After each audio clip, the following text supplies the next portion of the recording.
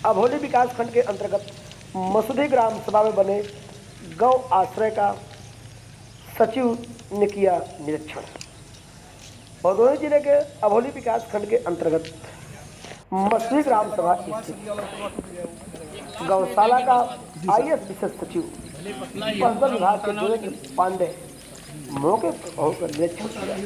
इस दौरान उन्होंने पशुओं का रख रखाव और चारा गोदाम भी देखा।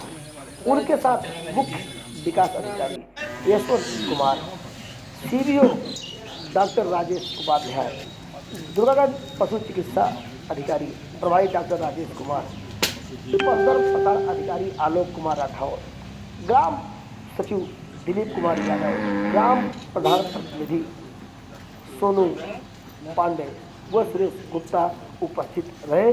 अब सीधे हम जुड़ेंगे सचिव से, वो बताएंगे किस तरह से आज उन्होंने निरीक्षण किया और क्या कमियां पाई और क्या है व्यवस्था।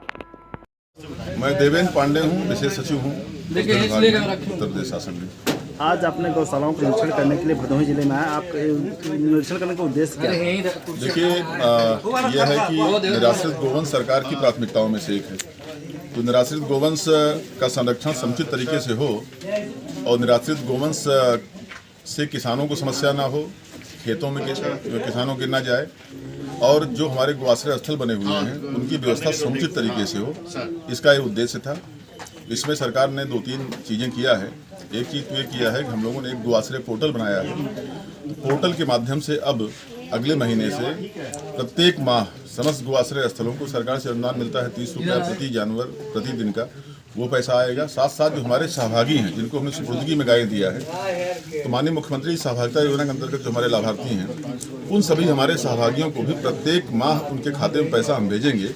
तो उससे एक राहत मिलेगी, क्योंकि इसके सत्यापन की और जनपद से पैसा ट्रांसफ़र करने की प्रक्रिया थोड़ी जटिल थी, तो उसमें समय लग जाता था। इससे लोग जो है थोड़ा सा निराश होते थे। तो एक चीज़ तो ये हो गई है। दूसरा, प्रदेश सरकार ने निर्णय लिया है कि जितने भी गोआश्रय स्थल हैं इन सब में जो आसपास की ग्राम पंचायतें हैं उन सबसे जो स्टेट फाइनेंस कमीशन का पैसा आता है उसकी फंड पूलिंग की जाए। यानी कुछ प्रतिशत जो स्थानीय स्तर पर जिलाधिकारी महोदय, मुख्य विकास अधिकारी महोदय जो तय करेंगे, उसके हिसाब से जिन ग्राम पंचायतों में गोआश्रय स्थल नहीं बने हैं उन ग्राम पंचायतों से पैसा ट्रांसफ़र होकर के जहां बना हुआ है वहां पर आ जाएगा। तो इसके संचालन में थोड़ा और भी सुविधा हो जाएगी। साथ साथ इन गोआश्रय स्थलों को स्वावलंबी बनाने के लिए आवश्यक ये है कि पहली चीज़ तो इसमें है कि इसमें चारा और भूसे का समुचित प्रबंध हो जाए। भूसा हम लोग क्रय करते हैं, स्थानीय स्तर पर बहुत लोगों ने दान भी दिया है और निर्देश ये था कि जब फसल कटाई होती है उसी समय भूसे का संग्रहण कर लिया जाए। अभी जिस गौशाला में खड़े हैं देख रहे हैं 4 गोदाम भूसे के बिल्कुल भरे हुए हैं, तो यहाँ पर भूसा पर्याप्त मात्रा में है।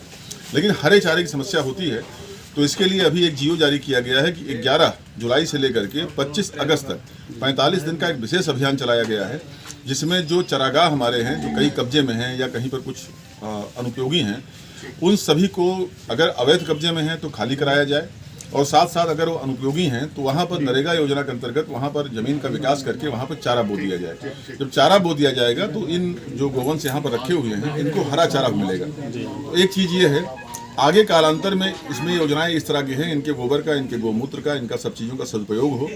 और साथ साथ जो मुख्यमंत्री सहभागिता योजना में जो यहाँ पर गाय हमारी गर्भवती हो जाएगी और बिया जाएगी, ब्यात में आ जाएगी, उनको हम जो कुपोषित बच्चे हैं उन कुपोषित बच्चों, कुपोषित माताएं जहाँ हैं उन परिवारों को देंगे, जिससे उनको दूध का लाभ मिल सके।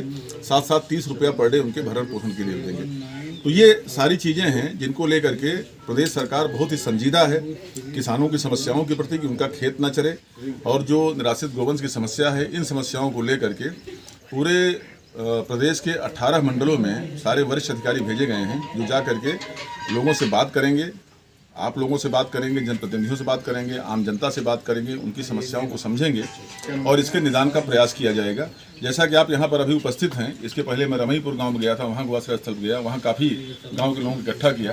तो सामान्यतः ग्रामीणों का कहना है कि कभी इक्का दुक्का समस्या इस समय निराश्रित गोवंश की है, बट अदरवाइज इस जनपद में समस्या है नहीं। और उसका प्रत्यक्ष प्रमाण ये है कि कई जगहों पर जाइए, देखिए, आप देखिए खेत में तार लगा हुआ है, बाड़ बनाए हुए हैं लोग, दीवार बनाए हुए हैं लोग, इस जनपद में अभी तक जितना हमने भ्रमण किया है अभी तक 25-30 किलोमीटर में, वहाँ पर कहीं किसी खेत में कोई तार बाड़ नहीं दिख रहा है। इसका मतलब है कि यहाँ इसकी समस्या कम है। यहाँ जो आप सामने देख रहे हैं, कैमरा घुमाइए अपना, कितने लोग खड़े हुए हैं, सभी का एक स्वर से कहना है कि समस्या में 80 से 90% की कमी हो गई है। कहीं इक्का दुक्का समस्या है तो उसका तत्काल प्रभाव से यहाँ के स्थानीय स्तर के हमारे जो ग्राम पंचायत सेक्रेटरी हैं, ग्राम प्रधान जी हैं, यहाँ के लेखपाल हैं और बाकी यहाँ जिला प्रशासन, वो सब लग करके इन समस्याओं का समाधान कर रहे हैं। एक विशेष बात मैं कहना चाहूँगा कि पशुपालन विभाग ने एक अभी मोबाइल वेटनरी यूनिट चलाई है। जिस तरह से स्वास्थ्य विभाग में 102, 108 की स्वास्थ्य सेवाएं एम्बुलेंस चल रही हैं उस तरह से जनपद भदोही के लिए 4 एम्बुलेंस अलॉट हुई हैं। इसमें हमने किया है कि 2 एम्बुलेंस यानी आधी एम्बुलेंस चलेंगी फिक्स रूट पर और आधी एम्बुलेंस चलेंगी इमरजेंसी सर्विस के लिए। तो 1962 उसका टोल फ्री नंबर है।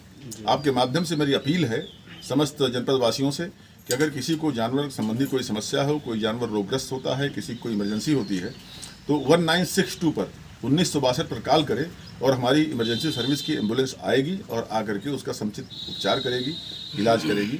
तो एक तरह समझिए कि 4 अस्पताल एक अलग नए वो जनपद में कायम हो गए हैं। तो इस तरह से पूरे व्यवस्था में जिला प्रशासन बहुत ही अच्छी तरीके से सन्नद्ध है। तो आप देख रहे हैं, जैसा कि मैं यहाँ पर आया तो सीडीओ साहब हैं, यहाँ जिला प्रशासन के सारे अधिकारी हैं, हमारे मुख्य पशु चिकित्सा अधिकारी हैं, तो सारे अधिकारी मिल करके एक तरह से काम कर रहे हैं जिससे कि इन समस्याओं से निजात मिलेगी। वैसे समस्या बहुत हद तक कम हो गई है, आम जनमानस इससे प्रसन्न है और लोग इससे सहमत हैं इस बात से, लेकिन आगे हम लोग और बेहतर प्रयास करेंगे और आपके माध्यम से भी अपील करेंगे कि ये सावन का पवित्र महीना है।